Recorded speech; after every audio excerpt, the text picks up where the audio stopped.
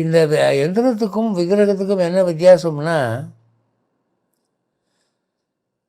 விக்கிரகத்தை கோவிலில் தான் வைப்பாங்க, வீடுகளில் பெரும்பாலும் வைக்கிறது இல்லை.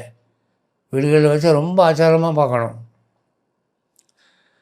கோவிலில் வச்சா நைவேத்தியம், நித்தியப்படி பூஜை, அர்ச்சனை, திருமஞ்சனம், உற்சவங்கள், புறப்பாடு இதெல்லாம் இருக்குது விக்கிரகத்துக்கு. ஆனால் யந்திரத்தில் அதே தெய்வத்தை ஆவாகனம் பண்ணி நீங்கள் வீட்டில் பூஜை அறையில் மாட்டினீங்கன்னா, அன்னாடம் புஷ்பம் பூ போட்டால் போதும், பத்தி காட்டினா போதும், மற்ற சடங்குகள் தேவையில்லை. இதில் யந்திரங்கள் எல்லா தேவதைகளுக்கும் உண்டுங்க. அதர்வண வேதத்திலையும் யஜுர் வேதத்திலும் எந்திரங்களை பற்றி ரொம்ப விரிவாக சொல்லியிருக்கு.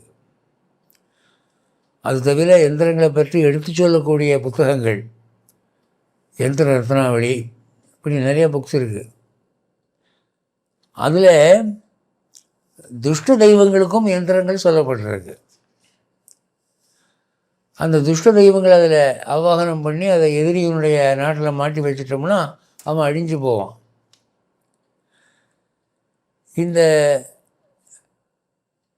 எந்திரத்தினுடைய ஒரு தனிச்சிறப்பு, அதை கோவிலில் தான் வைக்கணுங்கிற அவசியம் இல்லை. வீடுகளிலையும் இருக்கலாம், கடைகளில் இருக்கலாம், காரியாலயங்களில் இருக்கலாம்.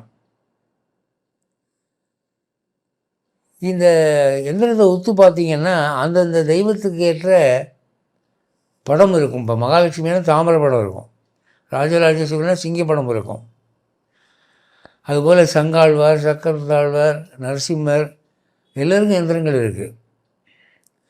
அந்த எந்திரங்களில் வரைய வேண்டிய படம் என்னங்கிறத நூல்களில் சொல்லியிருக்கு. அந்த படத்தை விட அதில் ஒரு மந்திரம் எழுதுவாங்க. அந்த மந்திரத்தை ஜெபிச்சு சித்தி பெற்ற மந்திரமூர்த்தி தான் ஒரு எந்திரத்தை ஸ்தாபிக்க முடியும். சும்மா எல்லோரும் செய்கிற வேலை இல்லை அது. அப்போ அவங்க ஜெபிச்சு அந்த எந்திரத்தில் அந்த தெய்வத்தை இருக்க வைக்கிற போது கோவிலில் விக்கிரகங்கள் இருக்கிற மாதிரி இந்த யந்திரத்தில் அந்த குறிப்பிட்ட தெய்வம் உக்காந்துடும். இப்போ சௌபாகியலட்சுமி யந்திரம் இருக்கா, அந்த யந்திரத்தில் சௌபாகியலட்சுமியை கூப்பிட்டுட்டா அதை நீங்கள் பூஜை அறையில் மாட்டி வச்சிங்கன்னா மூதேவி முதலிய கெட்ட சக்திகள் அந்த வீட்டுக்குள்ள நுழையவே முடியாது. நம்ம கண்ணுக்கு தெரியாது, ஆனால் தெய்வ கண்களுக்கு அந்த யந்திரத்தில் இருக்கிற தெய்வமும் அந்த தெய்வம் தன் சக்தியினாலே தீயவற்றை விரட்டி கொண்டிருக்கக்கூடிய நிலைமையும் புரியும்.